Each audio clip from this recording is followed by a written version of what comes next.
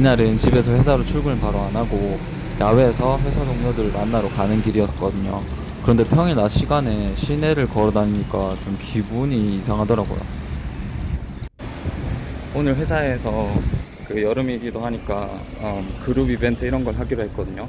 그래서 오늘 강가에 가서 카약을 같이 탈 예정인데, 이런 식의 이벤트가 주말에 또 가끔 있긴 했거든요. 그래서 되게 제 개인 시간을 좀 뺏기는 것 같아서 싫었는데, 오늘은 평일이라서 이렇게 즐거운 마음으로 가고 있습니다. 오늘 날씨도 되게 좋고 하루 그렇게 재밌게 보낼 수 있을 것 같아요.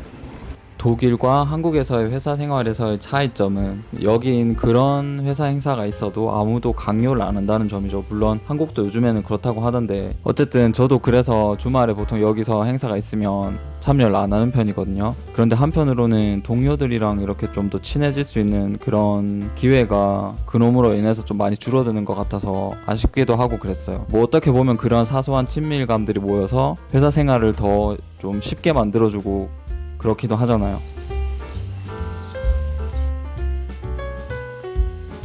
베를린 코르츠베르크에 위치한 보트페어라이라고 하는 곳인데요. 이곳에서 여러 종류의 보트나 수상 스포츠 용품을 대여할 수 있어요. 여기는 오전 11시부터 영업을 시작을 하고, 저희는 이날 2인용 카약을 시간당 15유로를 주고 빌렸어요.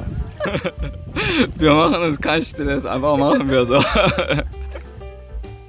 잠시 안전교육을 받고 카약으로 이동할 수 있는 루트를 소개받은 후에 바로 출발했죠.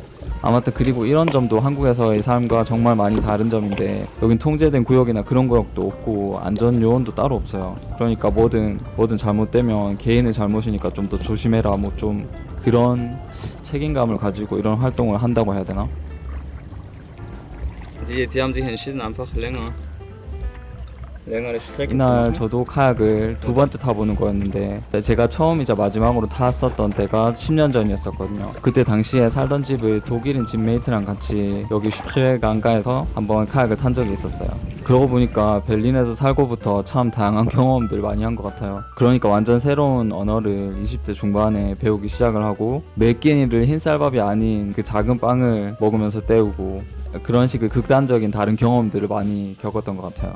그리고 그런 추억을 떠올릴 때마다 한 가지 딱 떠오르는 그런 웃지 못할 그런 일화가 있는데, 베를린의 어느 어학원에서 공부를 시작을 했을 때, 아마 그 학원을 다닌 그때가 첫째 주였을 거예요. 슈퍼에서 점심거리를 찾다가 독일에 왔으니까 쉰켄햄을 먹자 이렇게 한 거예요. 그 작은 빵을 반으로 잘라서 거기에 쉰켄햄을 올리고 딸기잼을 발랐었거든요. 제가 그렇게 저만의 샌드위치를 만들고 있는 걸 보고 있던 유럽인 친구들이 막 기득기득 웃는 거예요, 갑자기. 그때 저는 얘네들이 재밌는 일 있나 싶었고, 참 실없이 잘 웃는 친구들이네 이렇게만 생각했었는데, 그 후에 알고 보니까 빵이랑 고기, 잼의 그 조합이 여기서는 상상도 할 수 없는 그런 조합이라고 하더라고요. 지금 딱 그때의 삶을 되돌아보면 한편으로는 힘들었지만, 또 다른 한편으로는 와, 진짜 매 순간이 항상 새로움으로 가득 찬 삶을 내가 살았구나, 그런 생각을 해요.